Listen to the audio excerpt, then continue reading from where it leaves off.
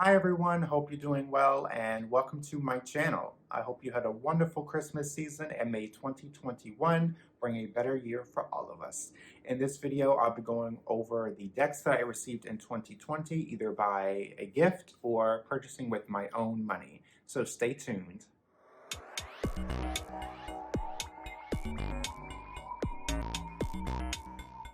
So I figured I would start with the decks that I got in 2020 but didn't come out in 2020.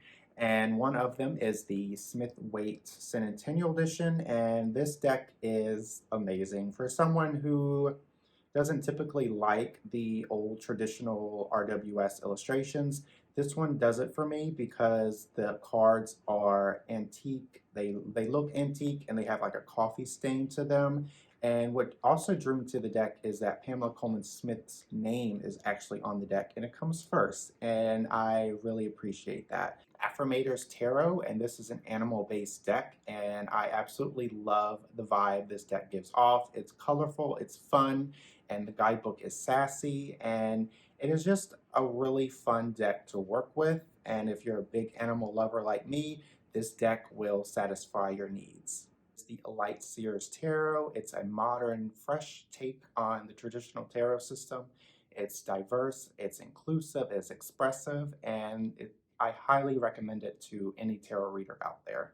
The final deck that I got in 2020 that didn't come out in 2020 is the Mermaid Tarot, and this was actually a gift, and I love this deck. It is watery, it is diverse, it's inclusive, it is fun to read, and the guidebook is really well written, and it is a Llewellyn deck, so it's going to have that full color guidebook and the cardstock. Either you love it or hate it, but I absolutely love the Llewellyn cardstock, and this is a really wonderful deck. It's a surprising deck that is just a blast to read, and it's become one of my favorites. All right, so the decks that came out in 2020 that I got this year, and one of them is the Nightmare Before Christmas Tarot, and this was a gift as well. This deck is fun to read. If you love the Nightmare Before Christmas movie, you may like it, you may not. My quarrel with this deck is that the minors are majority pips, and for someone who is into the images on the cards, pips aren't illustrated. They are pips, and it's very hard for a reader like me to connect with it. But I really love the majors in this deck, and I'm just a big Nightmare Before Christmas fan. The Golden Girls Tarot, and this deck is sassy, it's nostalgic. I'm a huge Golden Girls fan. The only thing that I dislike about this deck is the cardstock. It is very thin, it's papery, and I just love this deck. It's fun, it's fresh, it's nostalgic, and it's the Golden Girls. The True Heart Intuitive Tarot. This deck was also a gift to me, and it has become a very interesting deck to work with. It has a very young, expressive, modern take on the traditional system. However, the couple gripes that I have about this deck is that the packaging is very environmental friendly. It's not for someone who keeps their cards in the box itself. The cardstock is pretty thin, and I feel like it should have been better since the artwork is gorgeous. The Edgar Allan Poe Tarot is a darker deck that you will work with more in the Halloween spooky season. It is a Llewellyn deck, so it has a full color guidebook and the cardstock. Either you love it or hate it.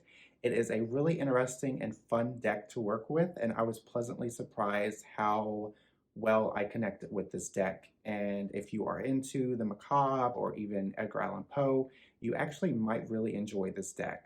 Star Spinner Tarot, and this was a recently acquired deck from my partner. It is a deck that's loud and colorful, and it's actually inclusive. It is a whimsical take on the traditional system. Tarot of the Divine. This was also a gift, and it is my most recently acquired deck.